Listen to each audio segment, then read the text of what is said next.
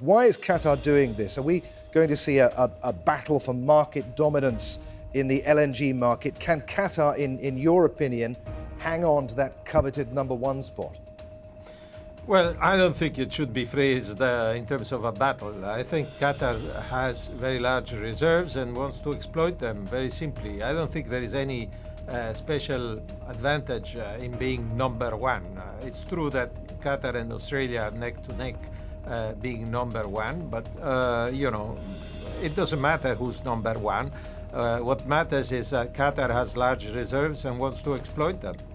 The massive attack by Russian forces on Ukraine has sparked the largest conflict in Europe since World War II. And this has left a lasting impact that is still being felt today all across the world. It triggered a geopolitical realignment, as well as economic hardship in areas distant from the front lines of the fighting. The invasion on February 24, 2022 has also produced a refugee crisis as Ukrainians flee the conflict in their country and Russians trying to avoid conscription. The entire globe has been drawn into this complicated scenario, which has resulted in significant losses for both Russia and Ukraine.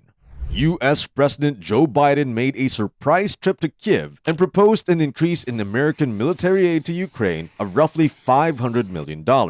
In just 2022, the Congress authorized about $112 billion or 92.47 billion pounds. When all of this was going on, Qatar stood out and gained enormously from the crisis. It became more significant to Western allies throughout this conflict. Also, Middle Eastern oil producers like Saudi Arabia and Kuwait have benefited from higher oil prices as a result of the Ukraine crisis. But Qatar has emerged as the conflict's biggest beneficiary on the financial and geopolitical fronts. And as much as Russia's conflict in Ukraine shook the world's energy markets and left Europe gas short, driving up the cost of all fossil fuels and raising the prospect of a global recession, Qatar has acted cleverly to benefit economically and politically from the crisis. Qatar has generated billions by establishing itself as a prominent figure in the world's natural gas market. The nation is now the greatest exporter of liquefied natural gas in the world, thanks to the long-term agreements it has made with China, Germany, Japan, and other countries. And that's not all. It has also increased its own natural gas production and reserves. Despite mounting pressure to reduce emissions, it is anticipated that demand for liquefied natural gas will rise in order to replace coal and serve as a backup for solar and wind energy. The growth of Qatar's infrastructure and its long-term deal with China proves that the forecast of its failure, owing to the shift to green energy, are false.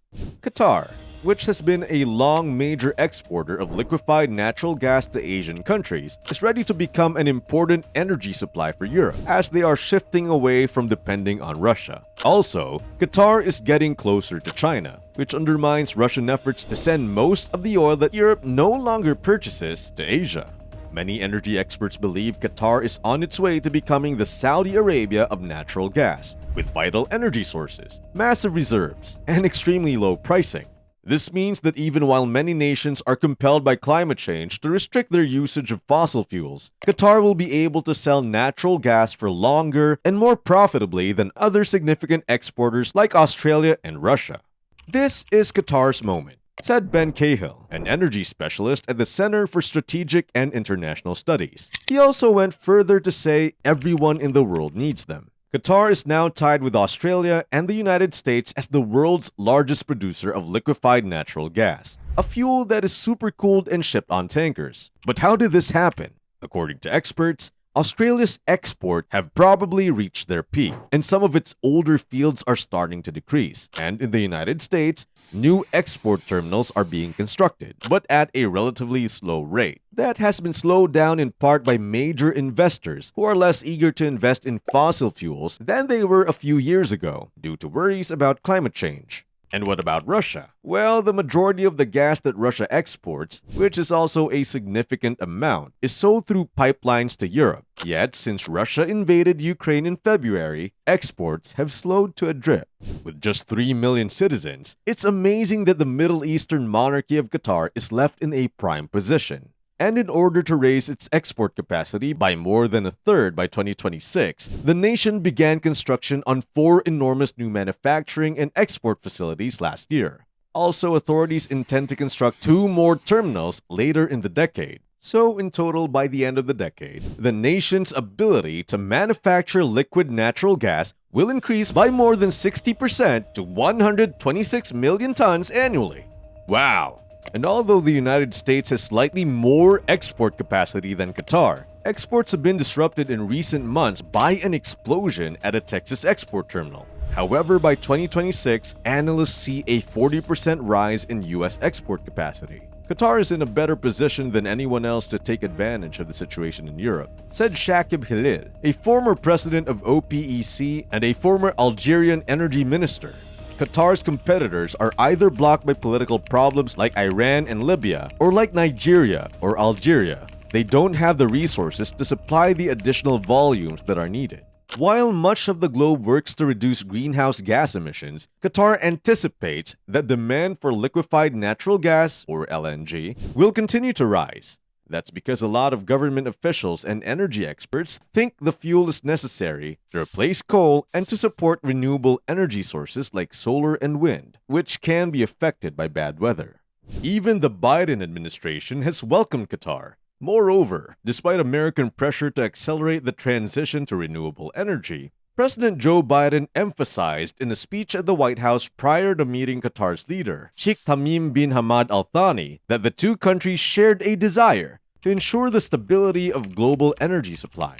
The government also authorized a $1 billion arms deal to Qatar, and Danya Thafer, executive director of the Gulf International Forum, a Washington Research Reed organization, stated that the Biden administration seems to value Qatar's role in the gas market, especially when it comes to providing supplies to Europe.